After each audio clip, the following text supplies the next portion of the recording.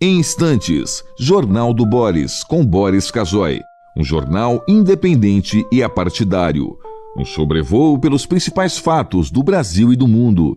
Política, economia, cultura e esporte todas as manhãs. O Jornal do Boris começa daqui a pouco, às 8 horas. Enquanto isso, você que assiste pelo YouTube, não deixe de se inscrever no canal.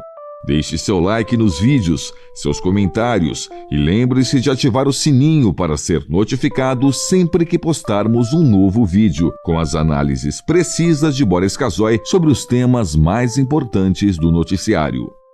Para você que acompanha pelo Facebook, curta a página oficial e deixe seus amigos bem informados, compartilhando sempre nosso conteúdo diário. No Twitter, o perfil oficial de Boris Casoy é o @bcasoyoficial.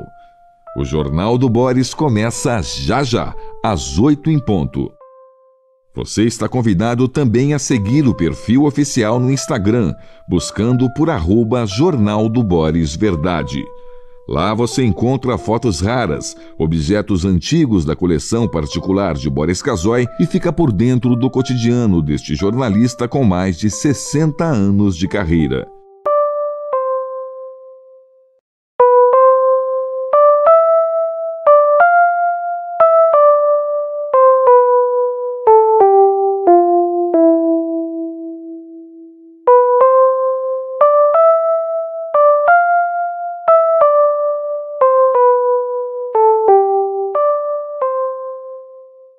Em instantes, Jornal do Boris, com Boris Casoy. Um jornal independente e apartidário. Um sobrevoo pelos principais fatos do Brasil e do mundo. Política, economia, cultura e esporte todas as manhãs. O Jornal do Boris começa daqui a pouco, às 8 horas. Enquanto isso, você que assiste pelo YouTube, não deixe de se inscrever no canal. Deixe seu like nos vídeos, seus comentários e lembre-se de ativar o sininho para ser notificado sempre que postarmos.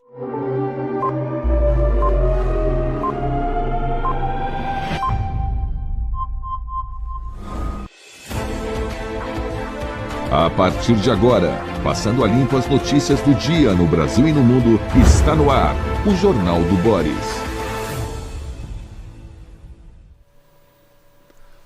Bom dia, muito bom dia, está no ar o Jornal do Boris. O Jornal do Boris é um sobrevoo pelos principais acontecimentos do Brasil e do mundo a partir das primeiras páginas dos jornais.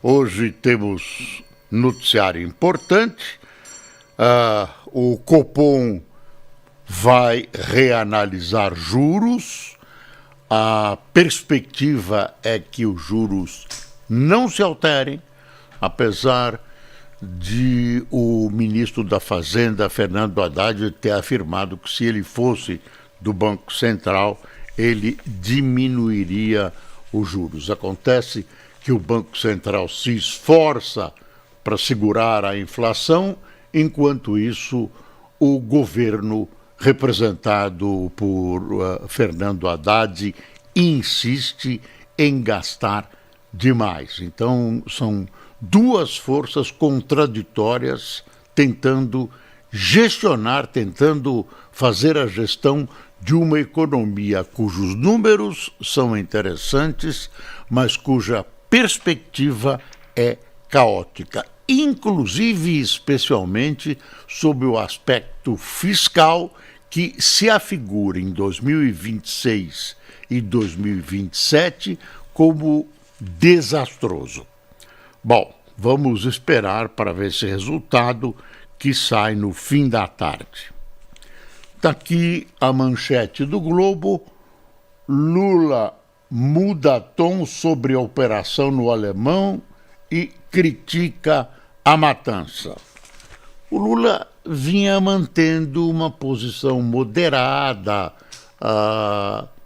como se ele se manifestasse sobre o óbvio, dizendo: lamento, foi uma operação, achei horrível e tal, mas não pendeu para nenhum dos lados, lado do governo do Rio de Janeiro, lado da polícia, ou então uma suposta defesa de direitos humanos do que a esquerda chama de vítimas, que são os bandidos da região do Alemão. Aqui está assim: presidente vê ação desastrosa pelas mais de 100 mortes e defende que Polícia Federal participe de investigações sobre a atuação do Estado.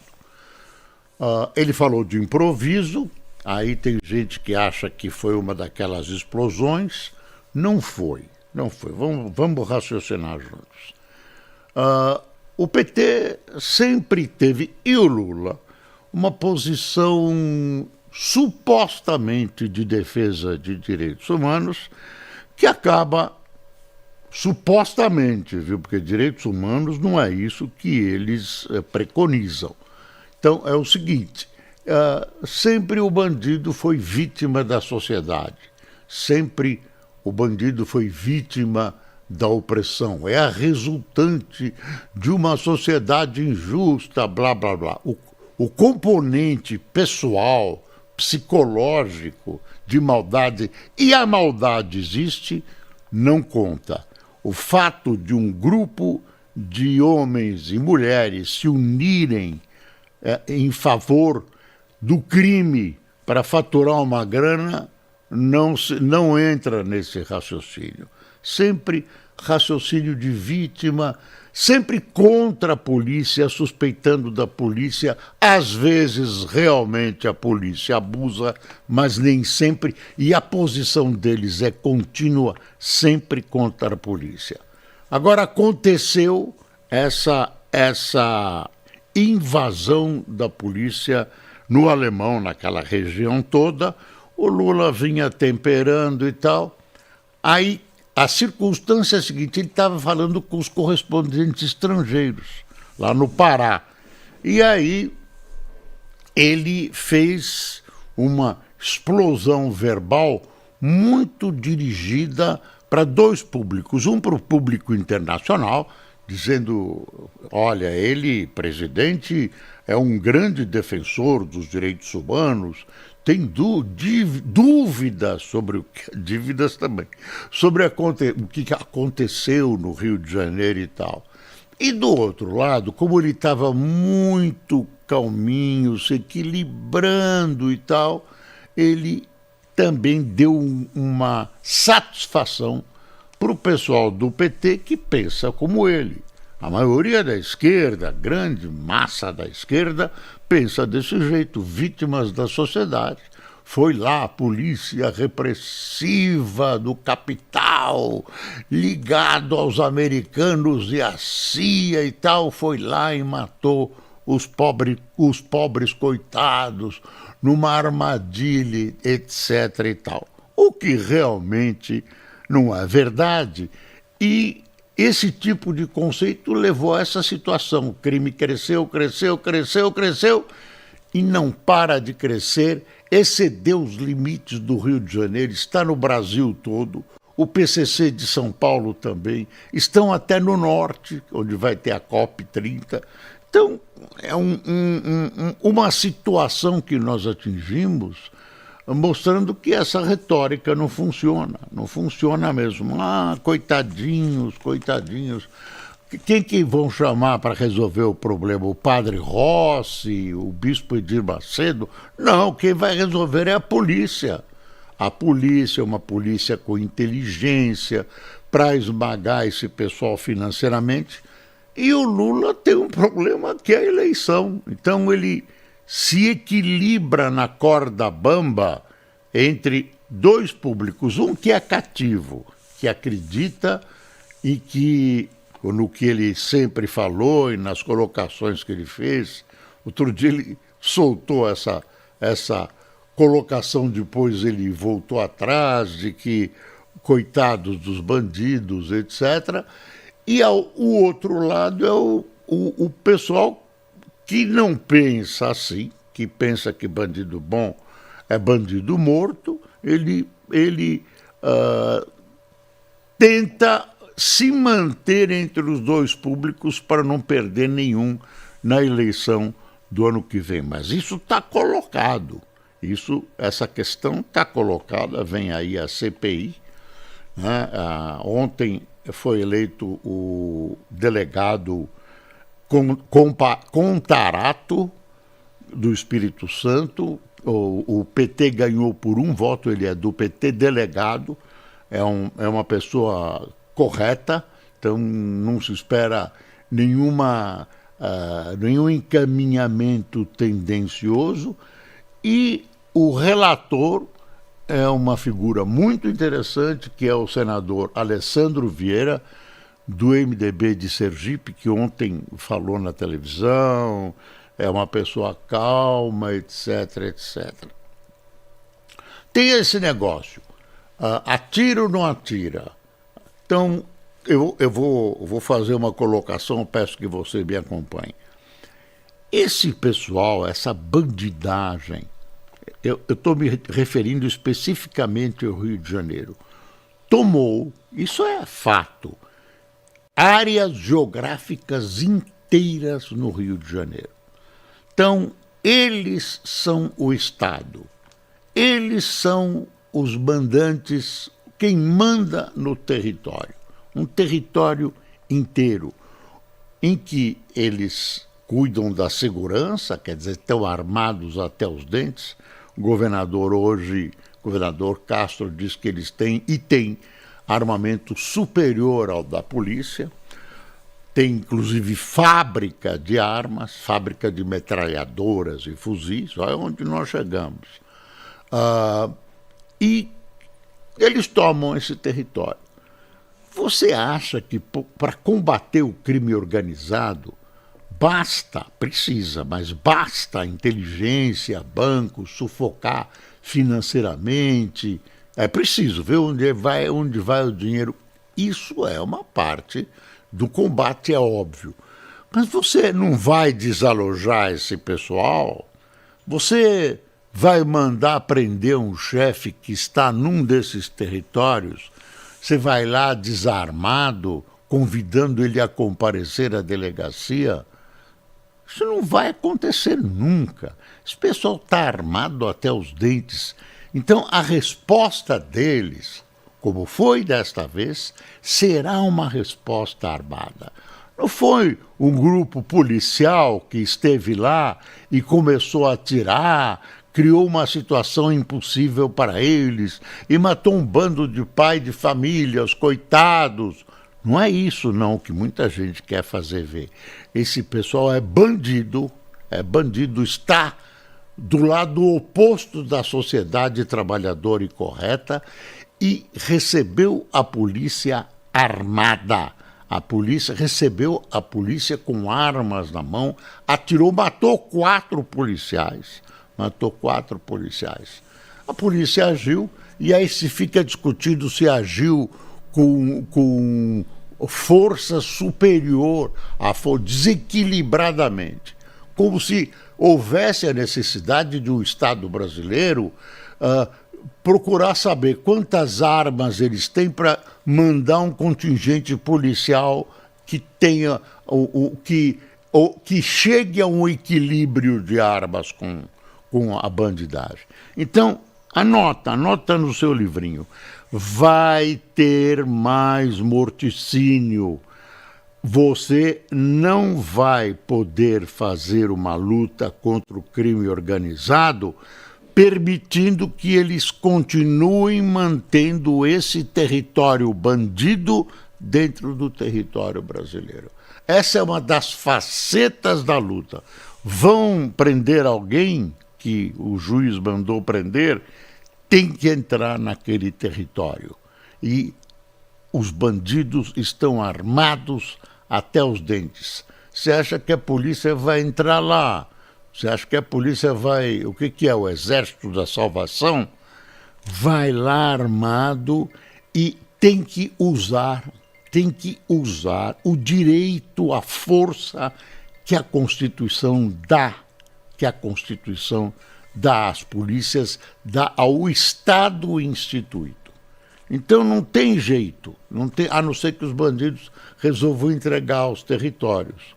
o que é absolutamente fora de... não dá nem para imaginar.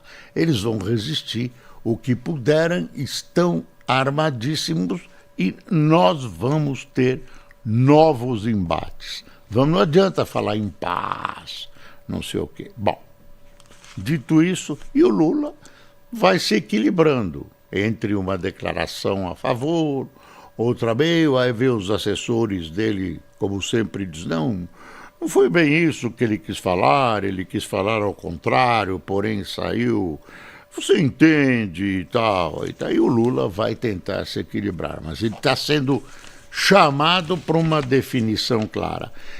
E a massa, a população, está cansada, está de saco cheio dessa bandidagem, de sair de casa e não saber se vai voltar, etc, etc. Então, a população não quer saber, né, de atitudes ditas civilizadas, vamos prender essa gente, vamos fazer vigorar. Já passou desse nível, pessoal, já passou desse nível. A população quer se livrar dessa gente, quer poder trabalhar e voltar para casa, não quer ser roubada, não quer ser chantageada, não quer pagar imposto para a bandidagem que eles cobram. Então, você vê os números, a população apoiou essa ação, grande parte da população apoiou esse quadro. É isso. C'est fini. Vamos continuar aqui. Estou com o Globo na mão, já vou de Globo na mão. Olha os navios, hotéis que chegaram a Belém. Olha que navio bonito. Não teve planejamento, não tinha hotel para todo mundo. Agora trouxeram esses navios lindos. São verdadeiros apartamentos flutuantes. Alguém alugou, tem quartos lindíssimos. Ontem a televisão mostrou lugares lindíssimos e tudo. Quer ver? Navios, hotéis chegam a Belém. O transatlântico italiano é um dos 2 navios de cruzeiro que atracaram ontem na capital paraense, onde serão usados para hospedar delegações durante a COP30, solução encontrada pelo evento diante da alta de preços na rede hoteleira de Belém. Somados, eles oferecem 6.000 leitos. Vamos ver se vai dar, né? Agora, que foi feito sem planejamento, foi feito nas coxas, foi. Um evento desse tipo, que me perdoem os paraenses, não podia ser realizado em Belém do Pará. Podia com um planejamento que funcionasse. Não funcionou. Está bem improvisado. Tomara que dê certo. E tomara que tenha algum resultado sob o aspecto climático. Os Estados Unidos não vão, né? Alguns países importantes não vão. Os americanos têm uma posição contrária a essa posição de reduzir a poluição, né? Reduzir o aquecimento global e tudo isso. Não vão aparecer, seria interessante uma discussão com eles agora, mas não tem jeito. Bom, vamos ver. Hoje tem, então, já disse o Copom, que vai manter os juros. Brasil pode ocupar espaço de potências na crise do clima. É um artigo da Vera Magalhães. Eu estou mostrando como é que os jornais já estão tratando a COP30 que vem aí. Fernando Melo Franco, é equívoco da direita classificar facções como terrorismo. Fica essa descrição, terrorismo ou não. Terrorismo dá mais possibilidade, mais facilidade de combate a essas organizações. Contas externas revelam conquistas e fragilidades. Zeina Latif. Essa sabe, viu? Bom, eu estou pegando os artigos aqui. Eu pensei que era só relativo, que eles eram só relativos à COP30. Não, a maioria é. No TSE, MP pede cassação de Castro por abuso político e econômico em 2022. Corte Eleitoral julga recurso contra absolvição no TRE do Rio, da chapa do governador, no caso Seperge. Defesa afirma que que acusação é improcedente. Você fala no Castro, você lembra de ocupação. ANEEL aprova a concessão da Light que seja renovada em 30 anos. A Agência Nacional de Energia Elétrica avalia que empresa cumpre critérios técnicos e operacionais. Será que cumpre? Deixa eu ver aqui. Bom, a ONU alerta que planeta ultrapassa a meta de aquecimento de 1,5%. De 1 grau centígrado. De 1,5 grau centígrado. Às vésperas da COP30, entidade reconhece pela primeira vez que corte lento de emissões de CO2 fará planeta aquecer mais que o previsto e será preciso remover carbono do ar caso países queiram cumprir a meta.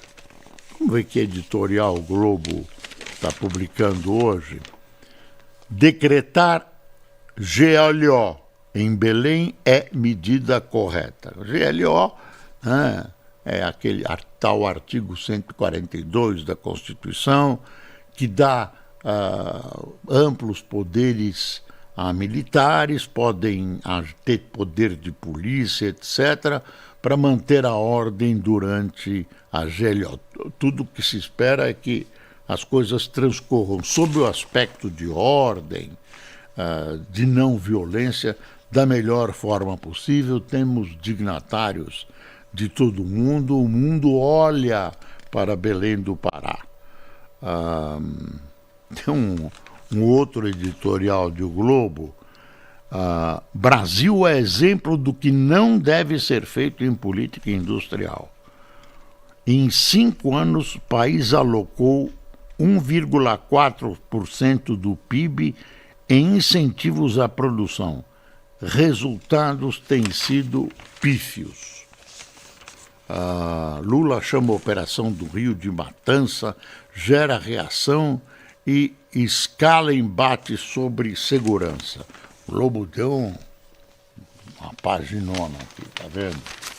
Vamos pegar os outros jornais, senão vão dizer que eu estou aliado aos irmãos Marinho. Ampliação gradual da licença paternidade para 20 dias passa na Câmara. Então vai ser instituída gradualmente essa ampliação, não é de uma vez. Hoje o país tem direito a 5 dias. Mudança começa em 2027.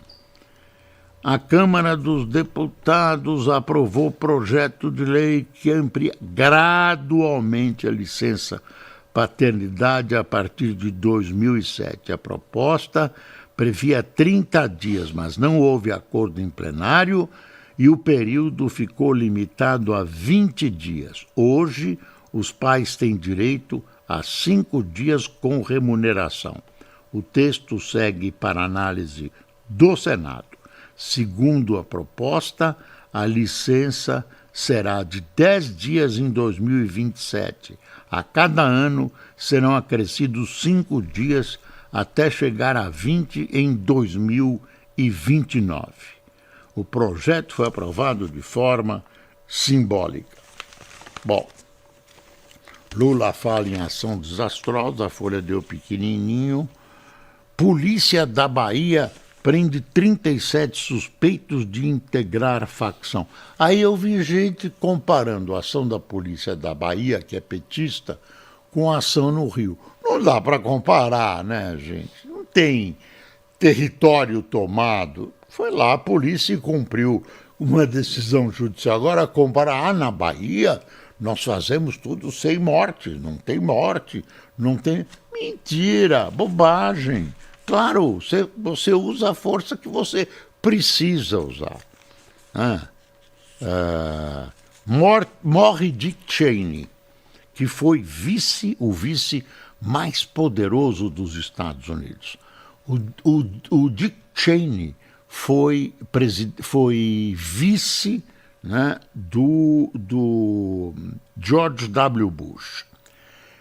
Se dizia naquela época que quem mandava era ele e não o George W. Bush, que seria inexperiente. Então atribuem a ele uma série de malvadezas, inclusive o fato da invasão do Iraque, sob o pretexto de que o Saddam Hussein estava preparando armas letais, desenvolvendo uma bomba atômica, e tal, era tudo mentira. E aí teria induzido o presidente Bush a essa invasão e outras crueldades mais, etc. Então era visto como o presidente de fato. Ele morreu ontem aos 84 anos, morreu na segunda. Republicano, foi o arquiteto da guerra do terror após o 11 de setembro. Aqui na Folha, ajuda militar do Ocidente à Ucrânia cai com Trump. Apoio à Ucrânia registrou redução de 43% após acordo entre membros da OTAN e o governo Donald Trump para repassar a Kiev armas compradas dos americanos. Vamos ver o que tem. Editorial da Folha. Disputa política trava cooperação contra o narcotráfico. Contenda entre Rio e Brasília em torno da operação que gerou morticínio recorde no país é apenas uma amostra dos entraves para ação integrada de entes federativos no combate ao crime organizado. E tem um editorial que eu vi importante, que é sobre escola, educação. Chama Nota Vermelha, mais de 80% dos jovens não concluem o ensino médio na idade certa e com conhecimento adequado. Problema histórico que nunca limita desenvolvimento do país. Exige aulas de reforço e expansão do ensino integral.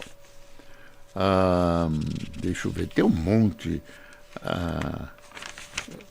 de arte. Hoje tem muita opinião, né? E os fatos têm... Os jornais estão deixando o noticiário hard news, que chama, o dia a dia um pouco de lado e entrando muita opinião, né? As televisões e rádios estão muito com esse noticiário em cima da hora e tal, e os jornais estão ficando cada vez mais analíticos. Quem quiser ter uma visão mais aprofundada vai buscar o jornal. Novo discurso de Lula sobre ação no Rio intensifica embate com a oposição. Presidente chama episódio de matança e operação desastrosa. Bolsonaristas reagem criticando falta de menção a policiais mortos e conivência com o tráfico. Faltou mesmo Lula falar dos policiais. Faltou falar dos policiais cuja vida foi sacrificada em defesa da sociedade. A área técnica do TCU propõe que Mota explique funcionários fantasmas. Melhor fazer uma sessão espírita num salão grande, porque não vai caber todo mundo, viu? A proposta ainda precisa ser aprovada pelo relator do caso, o ministro Jonathan de Jesus. É difícil, é fantasma, prova e mete a lei em cima de quem tem que meter, não tem jeito. Ex-prefeito ficha suja deixa o governo Tarcísio em 18 dias após ser nomeado. Foi indicado pelo Gilberto Kassab, chama Décio Ventura, ex-prefeito da Ilha Comprida, no Vale do Ribeira, havia sido indicado para chefiar a divisão regional do registro na Secretaria de Governo, com função de articular a relação entre prefeitos da região e a gestão Tarcísio, negociando convênios e repasses de emendas aos municípios. Teve que sair na ficha suja, não pode ser nomeado. Governo Tarcísio enviou nota dizendo que a escolha de Décio José Ventura para o cargo se deu por sua experiência administrativa. A nomeação, segundo a gestão, cumpriu as exigências estabelecidas pela legislação. O posicionamento citava ainda que havia recursos em andamento sobre o processo no TCU. Mesmo assim, Ventura acabou sendo exonerado do governo. Está lá, justificando e tal. Estamos no fim do jornal, não acredito. Vocês estão brincando comigo, né? A Câmara aprova aumento de 25,97% para servidor federal do Judiciário. Texto vai para o Senado. Projeto não inclui salário de juízes e ministros. Adicional de qualificação com base em cursos e pós-graduação também passa. E aumento, aí cria mais reivindicação. Né? Precisa haver uma reforma administrativa que bote isso em ordem. Estão fazendo sinal que está no fim do jornal, pena. Tem uma entrevista que eu quero só dizer para você aqui do Harari, no Estadão. Olha, uma entrevista grande do Harari, historiador Yuval Harari, israelense, fala sobre inteligência artificial, guerras e mudanças climáticas. Para ele, nem tudo está errado. Vale a pena. Quem tomou cafezinho conosco? Juliana Miranda, Jô Souza, Daniela Nusso, Odilon Heinrich, Alexandre Castro, Rita Lúcia, Elimar Galvão, Cleiton Franco, Valmir Oliveira, Janete Pascoff de Teresina, Valéria Sade de Volta Redonda, João Alves do Distrito Federal e Leia Ferreira de Birigui. Pessoal, muito obrigado. Amanhã estaremos juntos de novo. Espero que você pense junto comigo de como faremos para passar o Brasil a limpo. Bom dia.